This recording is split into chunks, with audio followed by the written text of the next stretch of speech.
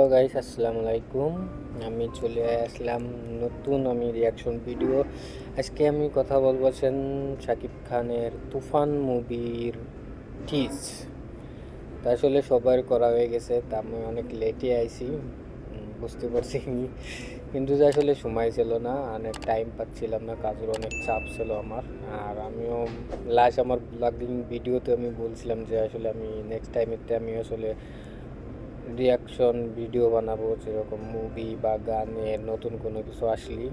তা তা আজকে টাইমটা পাইছি। আর অবশ্যই আমার কাজের গোড়ায় দেখতেছেন যে লাইটিং চলতেছে, আছে সাইডে আমার ডাইন সাইডে 8 GB চলতেছে আর কি, কালার চেঞ্জ হচ্ছে।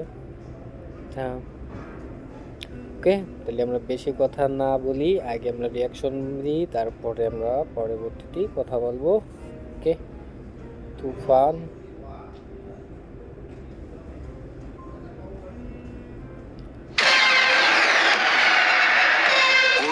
কথা মোতাবেক এখন থেকে পুরো দেশকে তুফানের হাতে তুলিয়া দেব। সে যা চাইবে পাইবে, যা করিতে চাইবে করিবে। তাহাকে কোনো কিছুতেই বাধা দেয়ার এখতিয়ার কেউ রাখিতে পারবে না।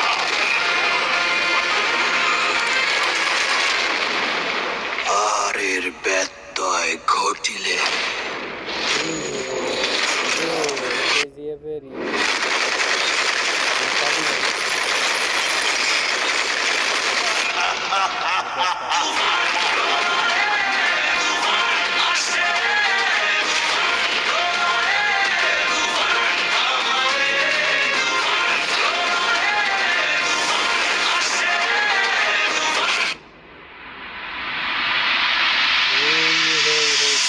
তুফান, খুব ভয় পাইছি রে।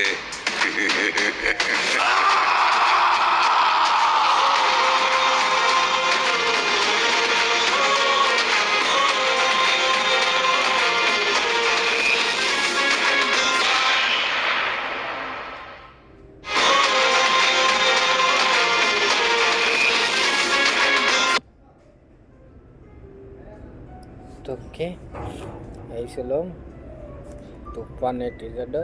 তবে সত্যি কথা কি, তুফানের টিজারটাও সে মাস ছিল।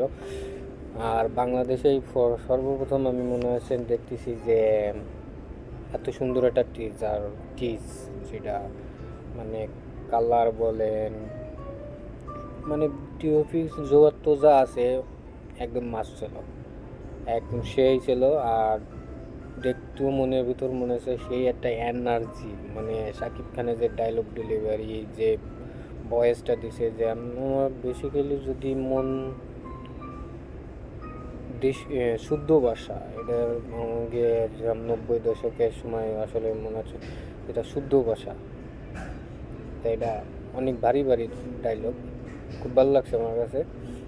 আর চঞ্চল চৌধুরী আছে, তবে এটা মনে আছে ভালোই, অনেক ভালো হবে। এখন অপেক্ষা করবো টিজার বা কোনো কিছু, অন্য কোনো কিছু আসে তার জন্যে। ওকে গাইস, আল্লাহ হাফেজ, বাই বাই, টাটা। তো ওকে গাইস, আপাতত এতটুক, আর পরবর্তীতে দেখা হবে। আর যদি ভালো লাগে লাইক, সাবস্ক্রাইব, শেয়ার করে দিও।